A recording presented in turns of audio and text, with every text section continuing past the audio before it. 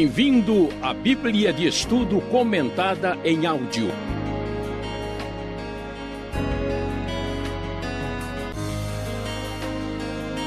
Estudo 125, baseado em 1 aos Coríntios, capítulo 15.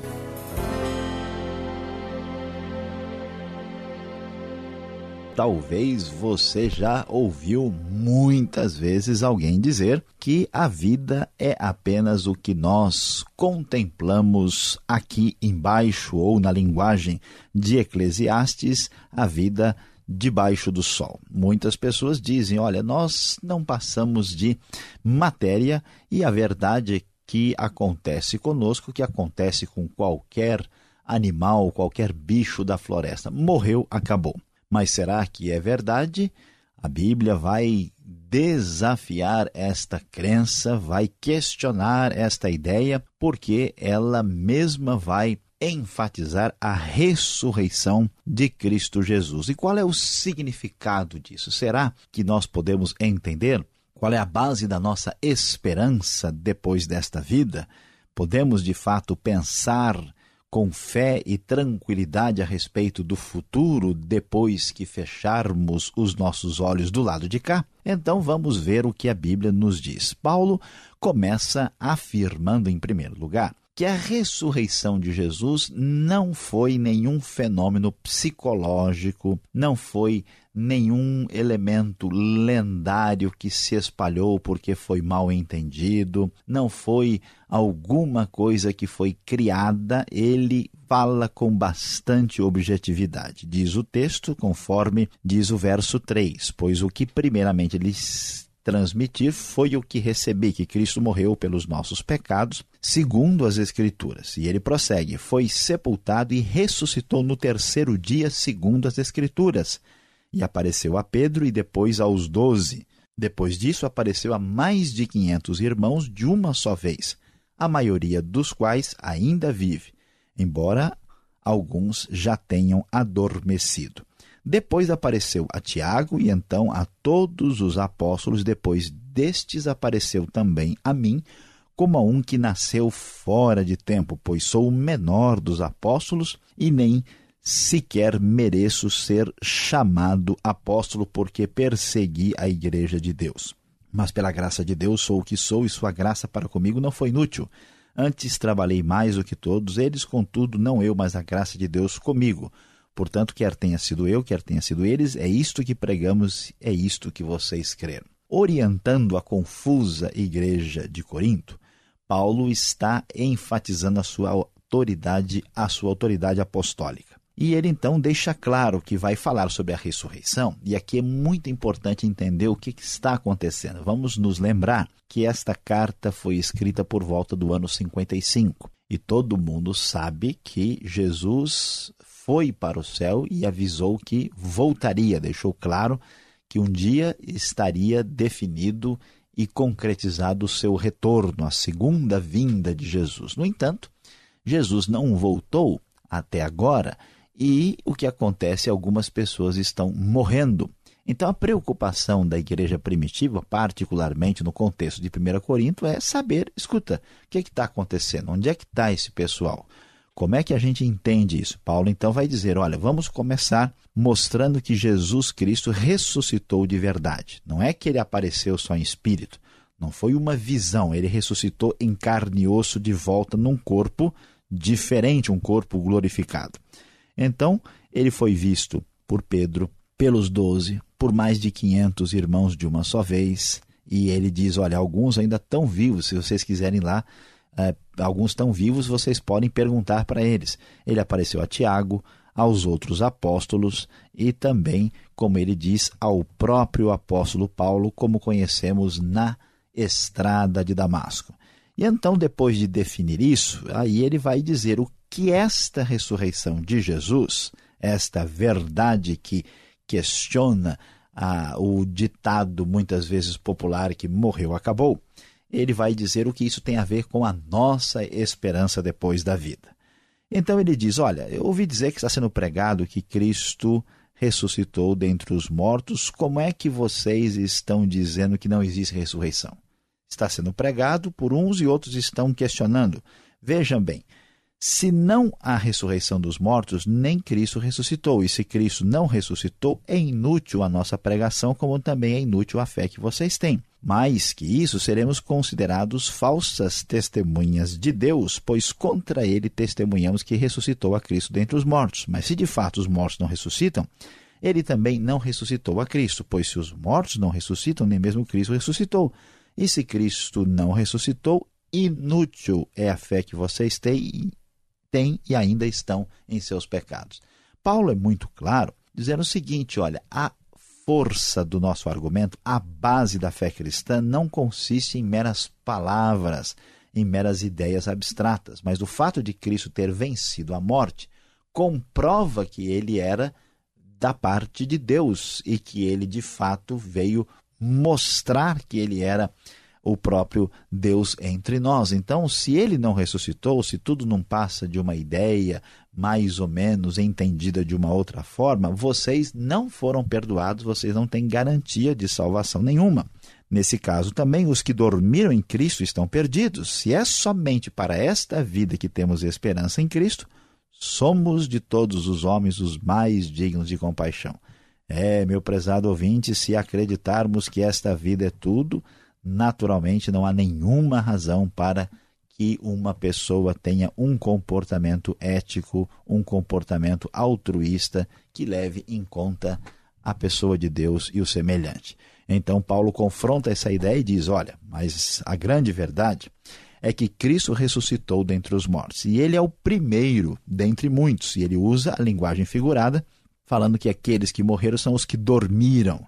Visto que a morte veio por um só homem, aí Paulo vai fazer a sua explicação teológica, lembrando do que aconteceu com Adão, a morte veio por meio de um só homem, e também a ressurreição dos mortos veio por meio de um só homem. Pois da mesma forma como em Adão todos morrem, em Cristo todos serão vivificados. Mas cada um por sua vez, Cristo primeiro, depois quando ele vier, os que lhe pertencem. Então virá o fim quando ele entregar o reino a Deus o Pai, depois de ter destruído todo domínio, autoridade e poder, pois é necessário que ele reine até que todos os seus inimigos sejam postos debaixo de seus pés.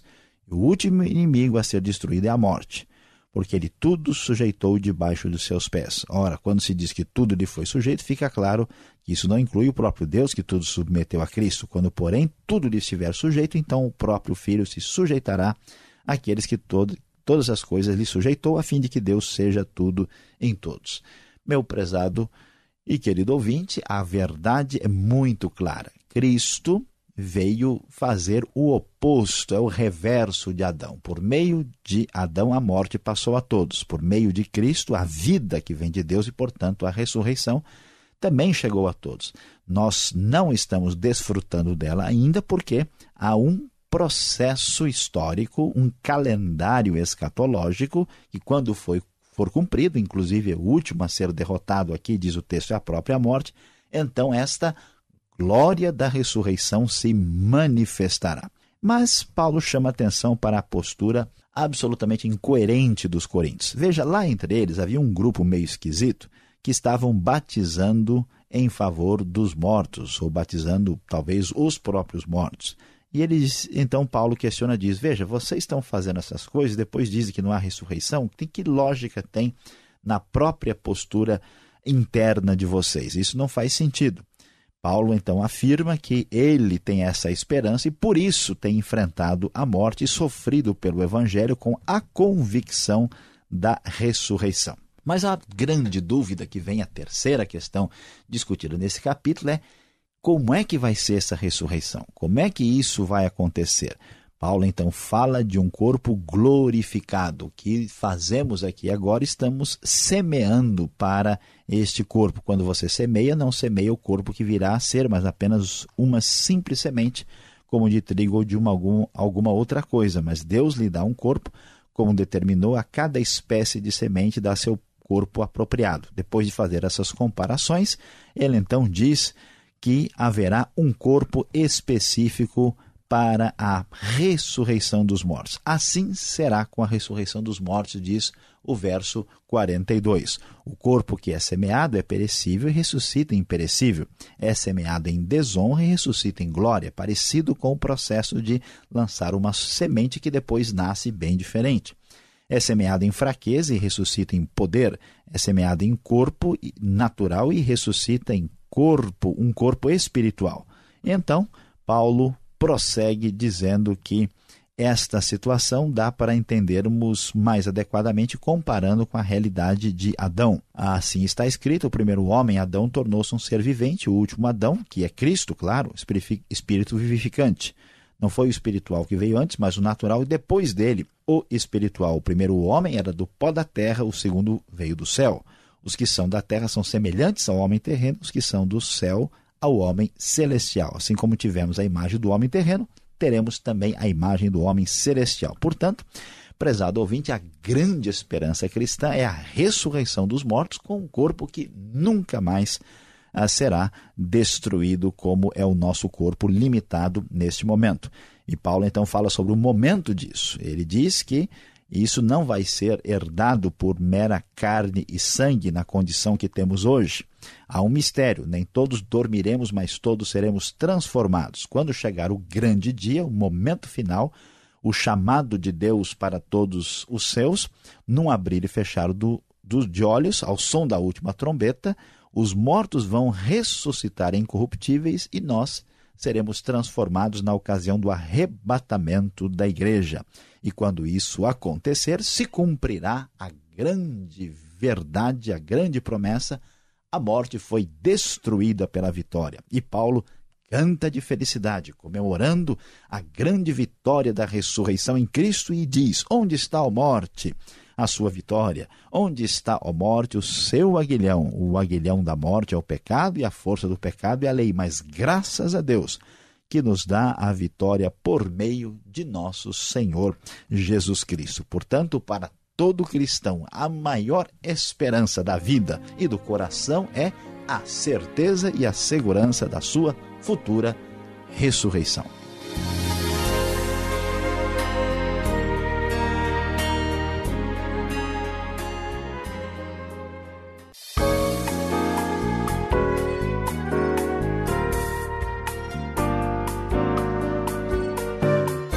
Seguimos agora com as perguntas, aquele momento que você estava esperando para dar mais dinâmica e tirar as dúvidas. Professor Luiz Saião, primeira carta de Paulo aos Coríntios, capítulo 15, já o finalzinho, e ainda tem assunto e perguntas.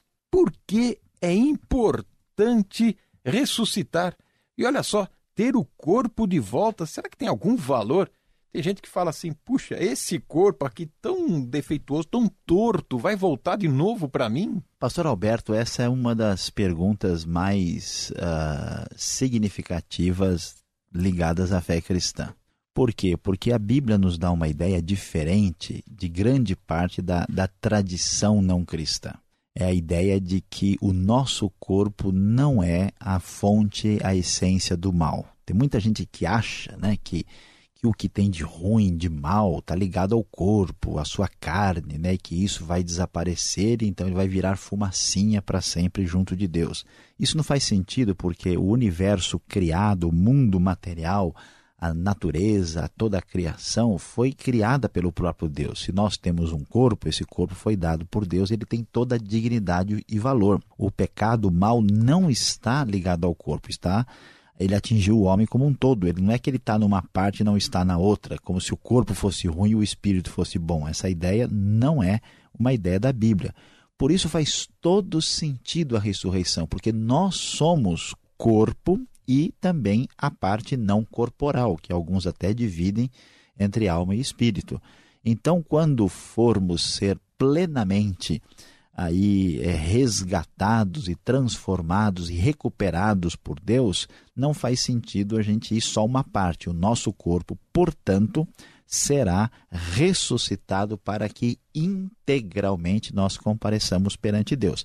Agora, essa questão da gente não gostar disso, daquilo, pode ficar tranquilo, porque esse corpo vai estar plenamente restaurado, absolutamente, vai ser um corpo diferente, não haverá nenhuma insatisfação nesse aspecto. Nenhuma gordurinha a mais, né? É uma possibilidade, veremos. Agora, o verso 8 desse capítulo 15, Paulo fala que ele é um nascido fora de tempo. E o que chama atenção também é que o fato de Jesus aparecer apenas para algumas pessoas, é uma aparição VIP. Por que isso, professor? Olha, essa questão que a gente vê aqui no verso 8, algumas versões são até confusas. Fala que, apareceu a mim como a um abortivo. Como assim? A questão é que Paulo não esteve presente no ministério terreno de Jesus. E Paulo está querendo comprovar que Jesus ressuscitou. E não é bem assim. Por que ele aparece para os 12, para Pedro? Porque eles eram apóstolos, que aliás um apóstolo é alguém que é testemunha da ressurreição de Jesus e que confirmou, na linguagem lá de João, que ele apalpou com as mãos e com os olhos ele viu. Então ele tinha que aparecer aos apóstolos, mas não só, veja que ele apareceu também a mais de 500 irmãos. Então não é bem assim que Jesus apareceu só para um grupinho de pessoas selecionadas. E ele diz, olha, depois ele apareceu a mim, mostrando que aquilo que aconteceu na estrada de Damasco não foi um sonho, não foi uma visão simplesmente, não. Jesus apareceu em corpo ressurreto, convocando Paulo para a sua própria missão. Por isso ele pode ser apóstolo, porque ele viu ao próprio Jesus. Assim entendemos mais adequadamente o texto. O ensino de Paulo ele foca em duas pessoas, Adão e Cristo. Por que temos que depender destes dois grandes personagens? O que eles fizeram vai influenciar de fato tudo aquilo que eu vou ser e fazer? Pastor Alberto, a sociedade de hoje, na sua maioria, ela é muito individualista. A gente tem uma ilusão, achando que a nossa vida ela nos basta, a minha vida particular individual é como que aquilo que eu fizesse fosse suficiente, que eu não tenho nada a ver com o mundo. Mas não é verdade. Tudo que eu faço influencia todo mundo. Nós vivemos numa situação, uma espécie de mega cooperativa, mesmo que a gente não aceite isso. E a Bíblia enfatiza dizendo o seguinte, que o nosso primeiro pai, Adão, ele pecou, e o seu pecado, que a gente chama assim de que foi um argumento da relação federativa, de Adão conosco. Ou seja, Adão, representante da raça, o seu problema é transferido a todos os seus filhos. Isso não é difícil de entender. Uma pessoa tem uma dificuldade, uma característica genética, uma particularidade psicológica, os seus filhos descendentes têm isso. Então, Adão, numa coisa mais ou menos semelhante, ele trouxe isso para nós. Então, o que Cristo vem fazer? Ele é o segundo Adão. Não que ele fosse simplesmente um homem apenas, mas ele, como Cristo, o humano encarnado, ele vem desfazer aquilo que Adão fez. Então, como Cristo fez isso atendendo todas as exigências divinas e pagando pelo nosso pecado e de fato fazendo um sacrifício real, verdadeiro e eficaz, portanto, a salvação, o perdão, o resgate, a ressurreição, a vida eterna é realmente garantida. O que ele fez nos atinge a todos nós. Agora uma questão além túmulo. O verso 29, professor. Batizar pelos mortos? Isso é filme de terror, Hora do Espanto. Como entender essa passagem que apareceu aqui no meu texto? Vamos devagar aqui que o nosso ouvinte está ficando já com medo, com esse negócio. Que história é essa de batizar os mortos? E aí batizar os vivos, às vezes já é difícil, imagine os mortos, Então veja o que está acontecendo. Os coríntios estão confusos. Esse texto é um texto difícil e há diversas tentativas de explicação. Mas o mais razoável é entender que eles estão aflitos porque o pessoal começou a morrer e eles não sabem o que vai acontecer depois. E o mais assustador é que tem gente que está conhecendo o Evangelho, conhecendo a palavra e começou a morrer, e é possível que alguns nem batizados não foram. Então é mais provável, em nossa opinião, que esse pessoal começou a ser batizado em favor de alguém que já morreu. Paulo não está ensinando isso. Paulo não está asseverando que isso é verdade, ele está dizendo que é isso que eles estavam fazendo. Agora, era confuso, se eles não tinham esperança depois da morte, por que estavam batizando uma pessoa que havia morrido, substituindo por alguém aqui? Então ele chama atenção para a incoerência deles, e esse negócio de batizar pelos mortos não tem base e nem fundamento. Então vamos pular para o verso 51, já que tem morto aí que é melhor nem mexer, E essa aqui, diz aqui o texto, nem todos dormiremos. Tem gente que não vai morrer, tem tanto medo da morte que não quer morrer? Ou eu que estou dormindo no ponto, não estou entendendo mais nada aqui? Pois é, pastor Alberto, o pessoal está morrendo de vontade de saber o que está acontecendo e é bom a gente aí, né, ficar de olhos bem abertos e acordados para entender o que isso significa. Veja, esse verbo dormir está claro que se refere à morte. Nem todos dormiremos, nem todos morreremos. Mas como assim? É que quando chegar o momento final, né, o momento do arrebatamento da igreja, quando a igreja for levada da terra para a presença de Deus, aqueles que morreram antes, neste momento, vão ressuscitar. A palavra divina, Deus, né, a convocação que vem da parte de Cristo, trazendo todos à sua presença, aqueles que foram salvos. Então, os que morreram vão ressuscitar e os que estiverem vivos nesse momento não passarão pela morte, vão ter a transformação direta, já tendo o corpo glorificado na ocasião do arrebatamento, que a gente vai ver também em 1 Tessalonicenses capítulo 4. Última pergunta então, professor, como será esse corpo que diz o verso 53, incorruptível, imortal? Olha que beleza!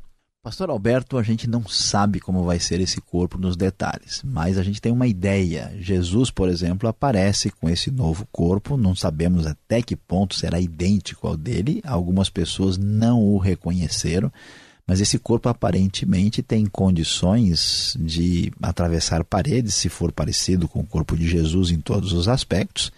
Esse corpo parece não ter necessidades como nós temos hoje, apesar dele poder comer.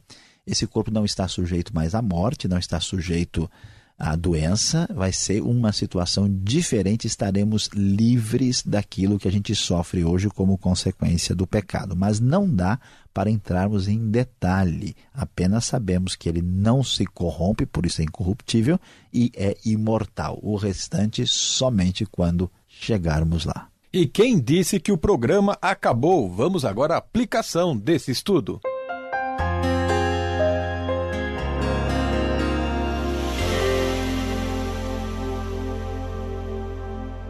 No Rota 66 de hoje, falamos sobre o capítulo 15 de 1 Coríntios. O nosso tema foi: quem disse que o morreu acabou? Você acabou de tirar suas dúvidas, sabendo da realidade da ressurreição, de que Jesus ressuscitou dos mortos e que isto é a garantia da nossa futura ressurreição com um corpo glorificado. Pois é, meu prezado ouvinte, mas algo que nos chama a atenção é o que a própria palavra divina nos diz, que se nós esperamos em Cristo apenas nesta vida, nós somos os mais terríveis, os mais iludidos, os mais tolos de todos os homens. E hoje, nós olhando para a nossa sociedade, para a situação em que vivemos, como as pessoas parecem ter perdido referenciais, ética, a gente fica pensando, por que é assim? A verdade é que quando a gente não espera a vida futura, quando nós não acreditamos que vai haver um juízo, quando não pensamos que é a ressurreição, de fato, se olharmos apenas para essa vida, nós entraremos num caminho muito perigoso. Se acreditarmos que estamos entregues à própria sorte, o mundo estará entregue à lei do mais forte.